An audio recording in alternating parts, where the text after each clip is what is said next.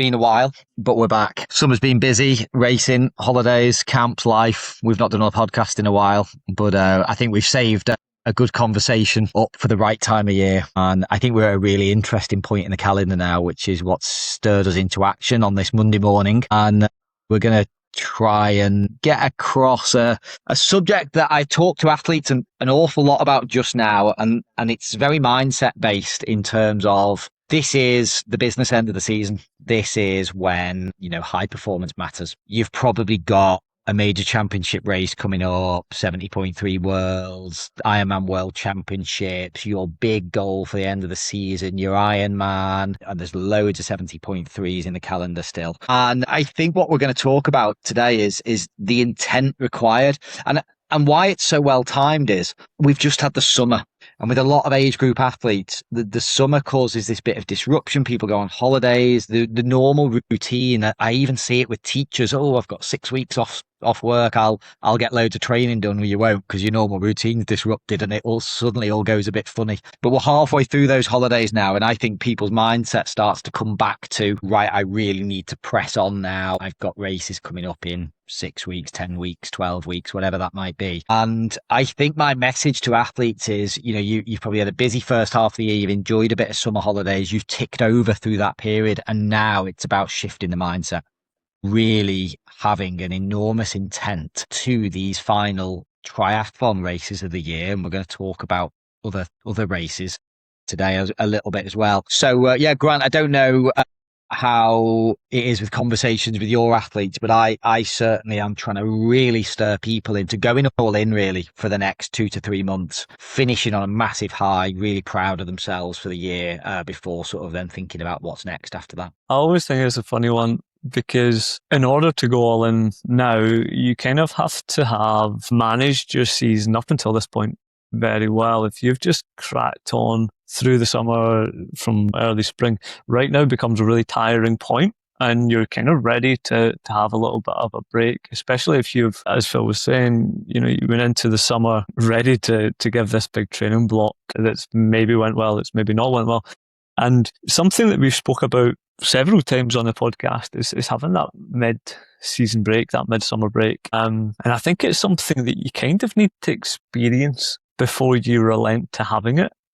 You need to experience how tired you can be at this point of the season in order to kind of believe that you need it in some ways. So the conversation that I'm having at this point is kind of twofold. Those that have managed their season well to date, and those that, that want to push on to this championship part of the season, whether that is World Champs or whether it is just their A race of the season. And those that have kind of tried to push through and are actually getting to the point where they're a little bit tired. Maybe they've done their A race, in which case, fine, we can reset and look to the winter. But for a few, maybe the A race is still to come, which brings a little bit of a challenge, because there's a break that needs to happen in order to kind of hit this next stage.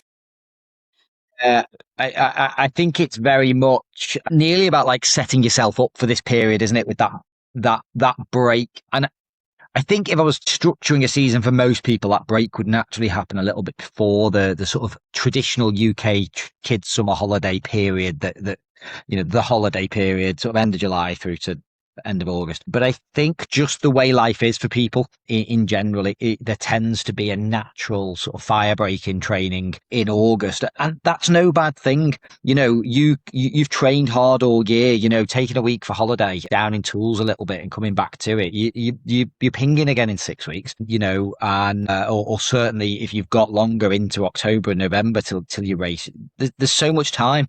And I think sometimes I think a lot of what we know as coaches, we've started with our own experience and then developed skills on top of it. And I always just remember back to like my time in racing, and actually the back end of the season was always where I really actually pulled performances out. And weirdly, I still do now racing bikes. I'm always better in the second half of the year, and it's an intense shift. It's like I see the end of the season coming and I can raise my level in terms of how well I train, how well I recover, how well I'm focused, because and maybe, whether it's the strength or weakness, I don't know, but maybe I see I see the winter coming. I see the off season coming, and I'm always one to enjoy that period. So it really motivates me to go all in. I remember probably the first time this really stood out was doing an altitude camp for 6 weeks in the Alps before going to a world champs. And of course that environment allowed you to go all in, but it certainly produced the performance. And you've got to try and create that environment, even if it's only in your own mind, and it's for a set period of time. And we could talk about age groupers, difficulties around work and life, family, and obviously speaking to those around you about, I am all in for the next 6 to 10 weeks. I'm going to be a bit boring. I'm going to go to bed early. I'm going to, I'll make sure when I'm having, a month or two where I'm training with slightly less intent, I pay that back, and we have fun doing some of the other things life has to offer. So yeah, but look, should we circle back to this in a second? I'm going to go off on a little tangent and we were chatting off air. I think it's really worth bringing up something else that athletes are talking to us a lot about at the moment. I think a lot of people will resonate with this, and that's the cost of racing at the moment. And I think we both agree, like it's been bubbling under for a year or two. But I think in one of our WhatsApp groups the other day, someone got talking about Swansea 70.3 being £530. And I think that opened the floodgates to conversations between athletes and coaches on the cost of racing. With Ironman, some Ironman races, nearly £1,000 now if you take the insurance with it. There's no other way to put it. It's crazy. But it shows the sport is popular. Everyone's loving it. Yeah, you get the closed roads and this amazing atmosphere, but it's getting to fairly high price. So much so that I think we have a responsibility to discuss it with athletes, help athletes navigate it, and make sure that people have got good thought processes around creating fun years for themselves without feeling under pressure financially. I had a little bit of a conversation with an athlete last week about it who was going to enter Swansea and then saw the price of it and decided against it. And it triggered a few thoughts in my mind about what Ironman is. I don't think anybody can dispute that they put on amazing races, and they probably are in some ways the best races that we can do as triathletes. But if I was to look at brand and what I think they kind of play into, first of all, with how quickly they sell out. You need to be on it within days sometimes, if not, you can be lucky maybe a couple of weeks as soon as it goes live in order to get start. Secondly, with the price of it, it plays into the hands of the one and done. This is the big race that I want to do, and then I'm going to move on and I'm going to enter High Rocks. I'm going to do an ultra run. I'm going to do this. It doesn't welcome those planning a season. You cannot plan a season of Ironman races if you've got to enter that far in advance. It just doesn't work as being an athlete. And then secondly, the cost. It's just, if you were to do 2 or 3, 4 70.3s in a year, which is very possible to do from an athletic standpoint, suddenly you're racking up thousands of pounds just on entry fees. And the way my thought process went, happy to be wrong on this, is looking at the brand, and it's not just a company, it's not just a business out to make money, or at least it shouldn't be. They are custodians of the sport, and I think that they have a little bit of a duty to not only serve the one and done, but to serve those that want to actually make a go of the sport and make it their sport without having to be very wealthy to do so. It feels like they've just got it a little bit out of balance. And I agree with exactly what you said about this whole one and done type, which is a huge part of the market. We've seen a shift in coaching for that type of person. And look, some of them do stay on once they get the bug for it. Some of them drift into other things. So the price when you're doing one and that's it, whether it's £100 either way, probably doesn't change your life drastically. But when you are racing multiple races each year, I agree with everything you said. Maybe you should send them an email and tell them your thoughts. Look, there's a demand. It's a supply and demand issue, and the price has gone up because the demand is so high. And it feels to me like there's plenty more scope for more races, and I wonder whether that'll bring the price down. But look, I guess what we're saying here, this is not like a podcast to have a moan at the cost of racing. It's more about we are where we are. So what do we do about it? And my message to athletes, and it has been for some time actually, but it never more so than now, is everybody has a budget for racing. You have a budget for everything in your life. You may not have worked it out, but you roughly know what you can afford to do in certain parts of life. And racing and training is no different. You have to look at your budget and go, how am I going to build my season based off that? So it's fulfilling, enjoyable, gives me the feeling of success I want, provides me with the motivation for the training I want to get done. Because I think a lot of these races for people, the process of training is so important and so fulfilling in itself. The race is like one of the drivers of that.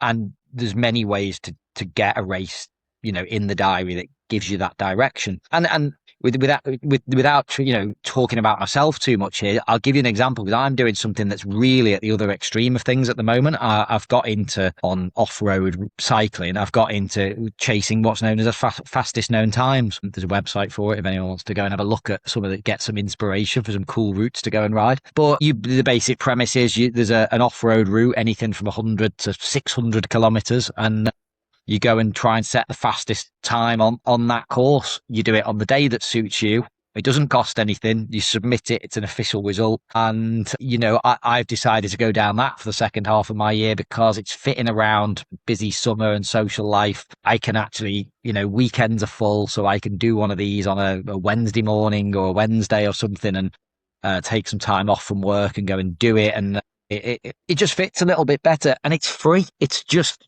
it nearly feels like it's just your own imagination to come up with what your goal is, and you can go and do something that's incredibly hard and challenging for no cost. And if you can get that level of satisfaction from something all the way at one end of the spectrum for no cost, and then you've got Ironman at great cost, you've got every option in between. Jen has been injured from a triathlon point of view all year, and she's just started the hill climb season. Tuesday night, local climbs around the Surrey Hills, £5, enter on the line. She was buzzing coming away from the one last week. It was 7 minutes, a hard effort, and was £5. And next week she'll go and do another one, and she can't, and this is because she's injured, but it's the same principle of pinning a number on.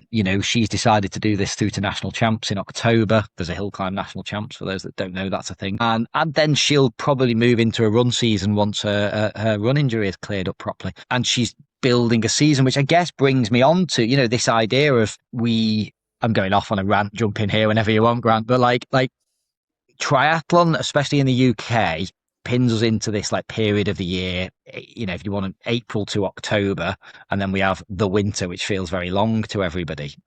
Then you throw in this issue of the races in that summer period, the big races people want to do have become really expensive. There's just this danger that their mentality goes, I've only got these months to race, and I can only afford to do a couple of races or one race. And that's it. That's what your season becomes. And what I'm saying here is, if you take the extremes I just gave you of stuff for free all the way through to it, you can build a whole year's calendar of lots of different things within running, cycling, triathlon, have this amazingly fulfilling year that balances this issue of high cost now out to give you lots of races for the same budget you would have spent.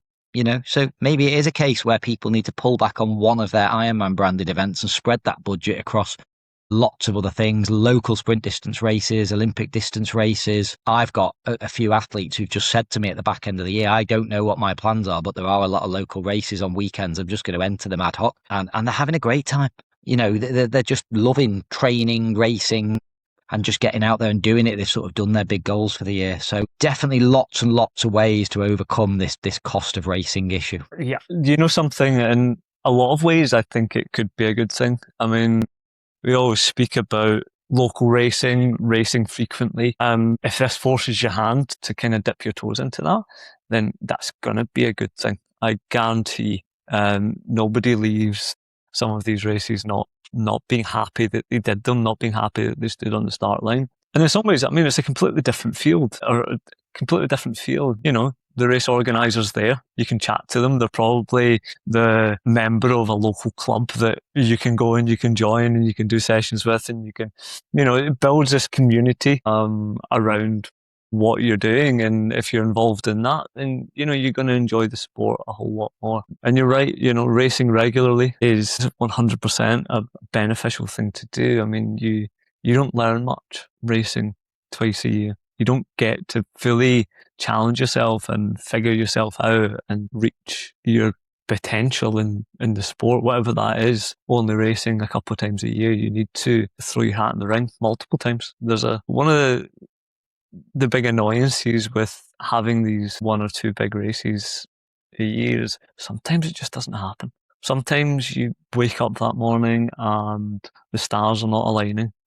But if you can throw your hat in the ring multiple times, many times in the year, then you'll have good moments. You'll have moments where the stars do align and you can reflect back when it becomes, I don't know, October, November time, and you're going to have a little bit of a break. You can reflect back on an entire season of racing. So you're 100% spot on, Phil.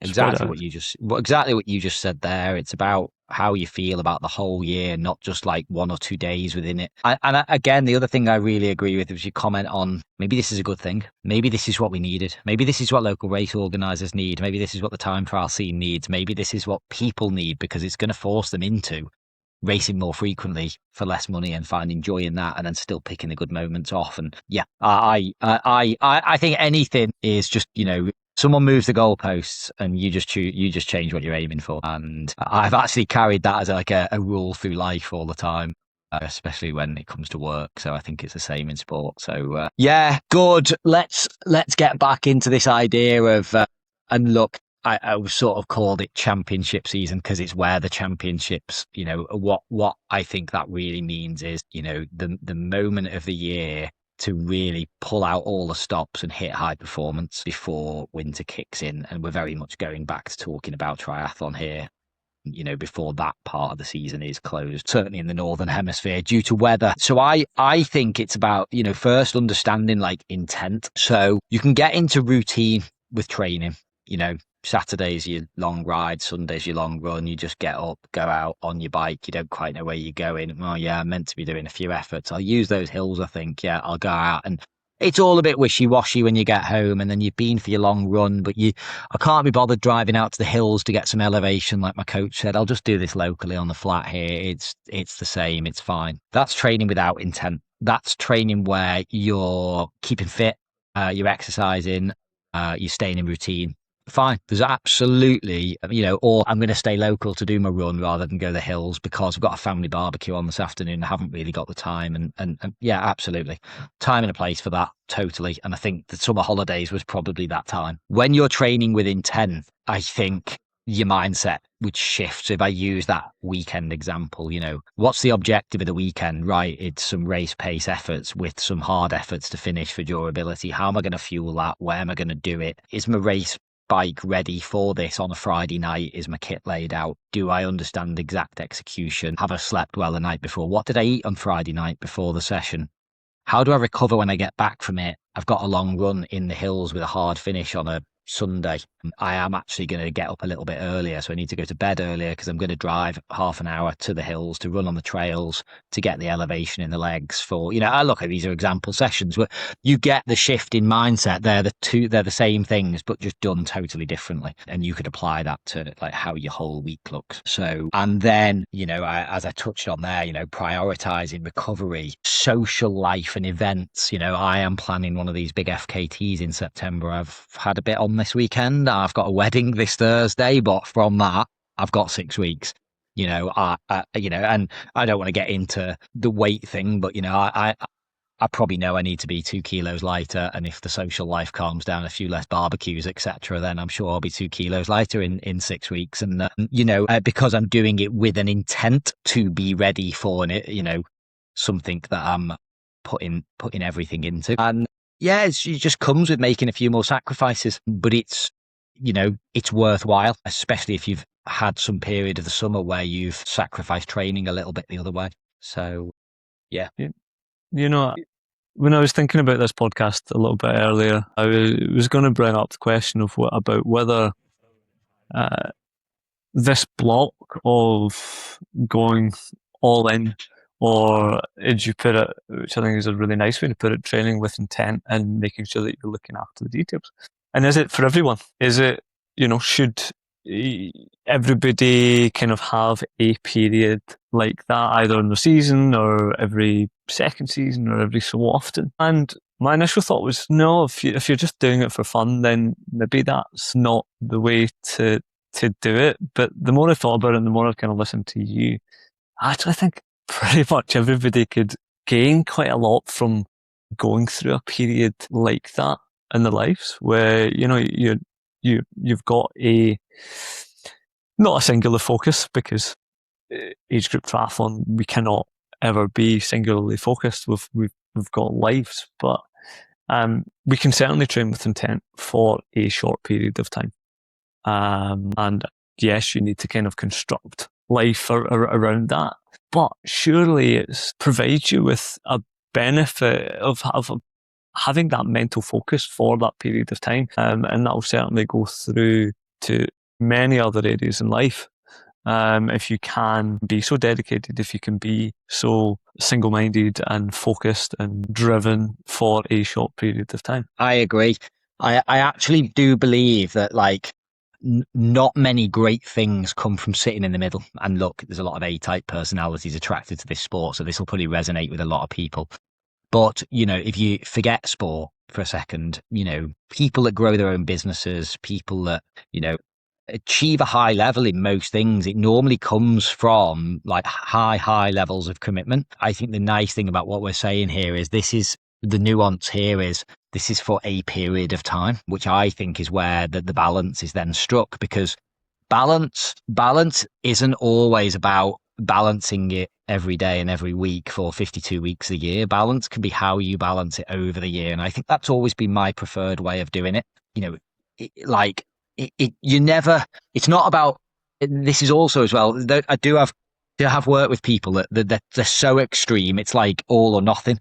They're not training, then they're training 20 hours. I mean, this is not the way to do it either. It's just about, and that's why I use that training with intent thing. I'm always training. It's the intent at which I'm training with the shifts and the intent at which I'm doing other things. So, I love, give you it from a business angle. We always get to the kids' holidays. Things always get a little bit quieter within this line of work. Athletes are away on holiday, a little bit less communication.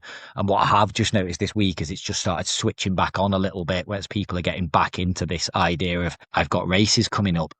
And we're the same with them. We spoke to you about this. August is quiet period. Let's have a little bit less intent about how we're doing things, because when September and October kick in, it's full gas.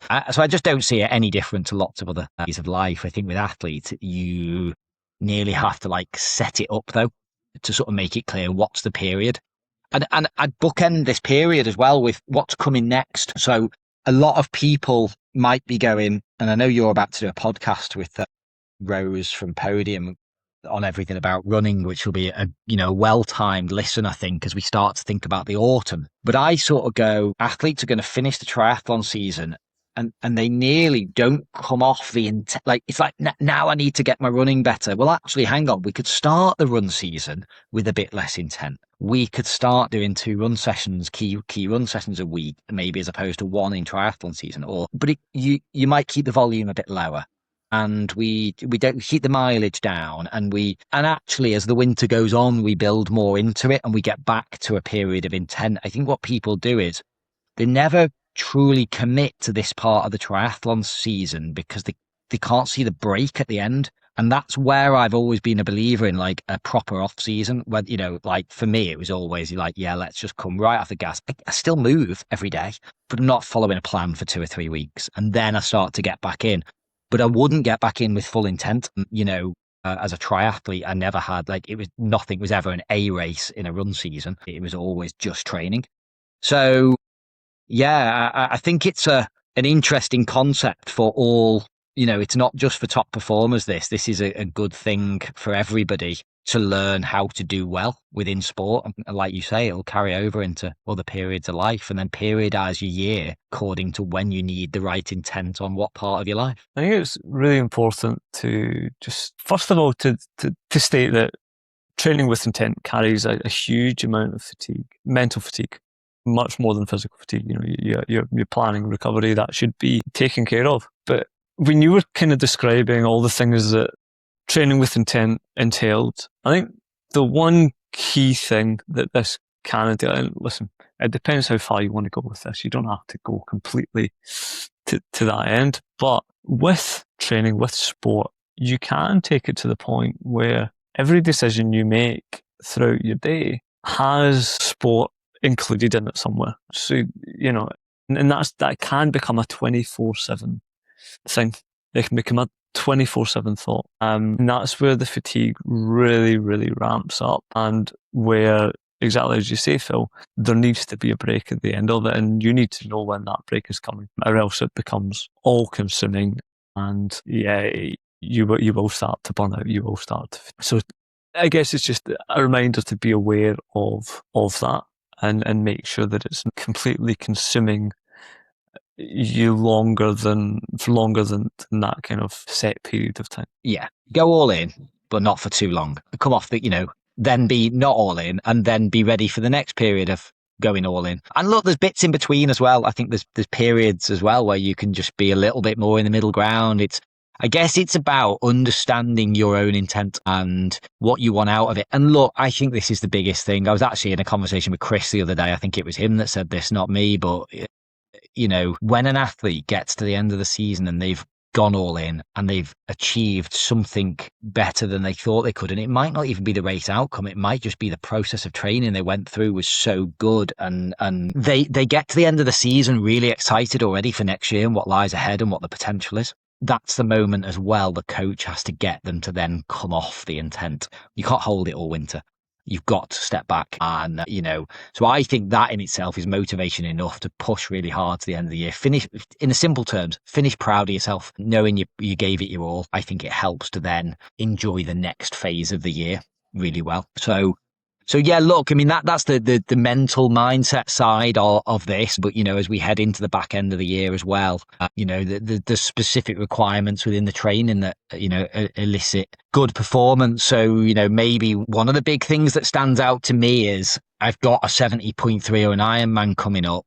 I've come out the summer. I need to get on with training for that race. And a little thing that gets missed there is, hang on, are you actually fit enough right now? Is there a period, and I know we talked a bit this week to the coaches when we were doing some like weekly education stuff on making sure that the athlete's fit, are the engines primed, and, without getting too technical about it, the VO2's in a good place. They're just in good shape before they start the build into a race. And then that is held through the race block as well. And we won't get too deep into how that's different for different athletes. But I think that's one of the key components here is you were fit earlier in the year doesn't mean you're fit now. There's no point being hyper conditioned for a race if the engine isn't big enough. So that's probably one of the first things I look at with athletes. Where are they at from that point of view? And it's having an honest conversation, right? Because I think it can quite easily feel like you are fit if you were fit in your last race like 6 weeks ago, 2 months ago. But suddenly, if you've missed 3-4 weekends of long rides, or you've cut a run short 10 times or whatever, that downward slope does become quite tangible. And so being honest with yourself, having that honest conversation with your coach, and then doing something about it in the right way. With most races of the season, there's time to do that. And if you've lost that little bit of fitness in the short term, it's quite quick and easy to build back up. But you can't just jump straight back into the specifics of race day, like maybe you're thinking of. And accept where you are now. If you have lost some fitness, it's okay. Fitness goes up and down throughout the year.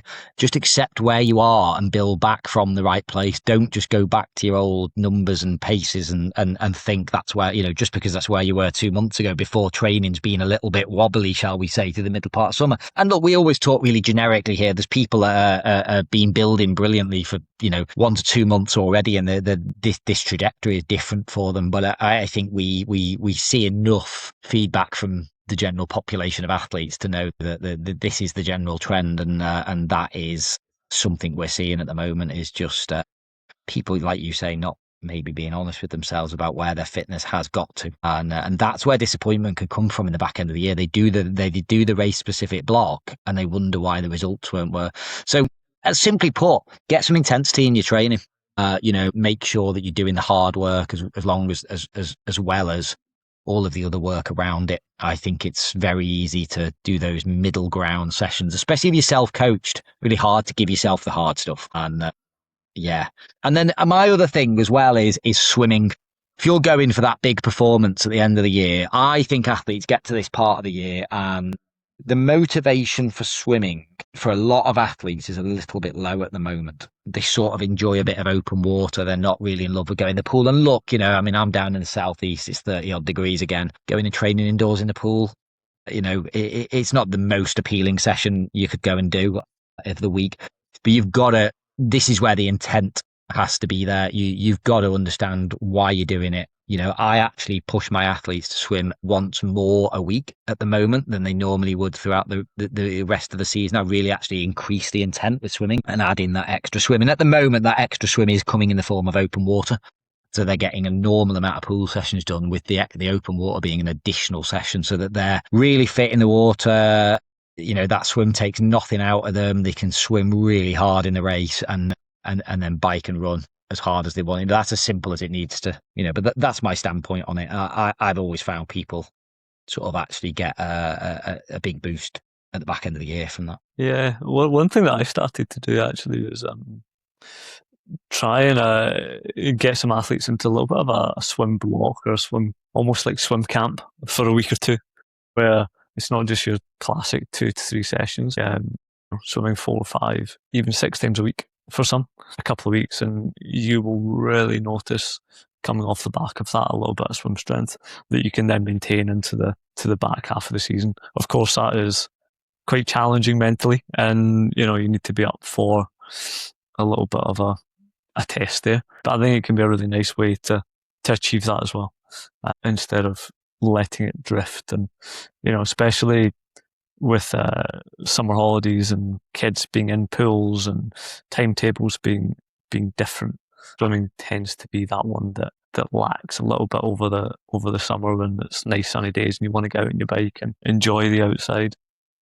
And so just, I guess, to close a little bit, if we can commit, if we can go all in for a short period of time, then exactly as you say, Phil, it leaves us with a good taste in our mouths when we do that final race of the season and we have a little bit of a break. We can look back and be proud of ourselves. We can answer the questions that we asked of ourselves earlier in the season. And that's what it's all about. That is exactly where we are right now. And there's 2 paths to go down, and you got to make that decision. Which direction do you go for these last few races of the season? Yeah, look, I'll close off with a challenge to the listener here. So you've got a race in September, October, or November. What is your championship season? Define that to yourself. What does that big race? What is it? It might not be a championship race. What is the race? What matters about it to you? Be clear with that. Why are you going to go effectively all in or really increase the intent in which you're training? And then what does that look like? What does increasing the intent mean to you? I actually think, I sort of talked about a VO2 block, get fit first. You talked about a swim block. Different athletes, different requirements before you then maybe go into the race build. But whatever it is you're going to do it with intent. What do you need to prioritize? What distractions can you remove? Don't forget, make this enjoyable. This is not meant to be taking away from life. This is actually a life-enhancing project where you're going to remove some distractions, but you're going to replace it with other things that make you feel incredibly fulfilled, challenged. And then I think one of the key components is, when are you going to switch it off? How long are you going to switch it off for, and what comes next? And at what intent does the next thing come? So you've nearly gone, I understand my next block. I understand the period of downtime afterwards. And I understand where on the scale of all in or not, the next thing sits. That'll be different to everyone, but I do have a general view that this is the period to go all in. Then you are not all in for a few weeks. And then you probably find something a little bit more balanced on the build to Christmas if you are doing local stuff in the UK kind of thing. But I do think having races in the diary all the way to Christmas is a good thing. They can just be fun little goals that keep training motivated, and they're just your weekend training sessions. Nice one. Good. We we'll wrap it up there. As I said, Grant has got a great podcast coming up with Rose from Podium and Run Clinic, which I think will be great heading into the autumn. And I am going to do a podcast with the in-house 3-time world champion that is Stando. And we're going to hopefully provide a bit of context around this Nice 70.3 world that's coming up that we both know very well. And also just talk about a lot to do with his intent as he built towards world championships, because I think he got this right. He got this final build into the key part of the year right several times and knew when to switch it off and when to turn it on. So I think a lot of what we've talked about today will be elaborated on by him in that podcast in a couple of weeks. Thanks, guys.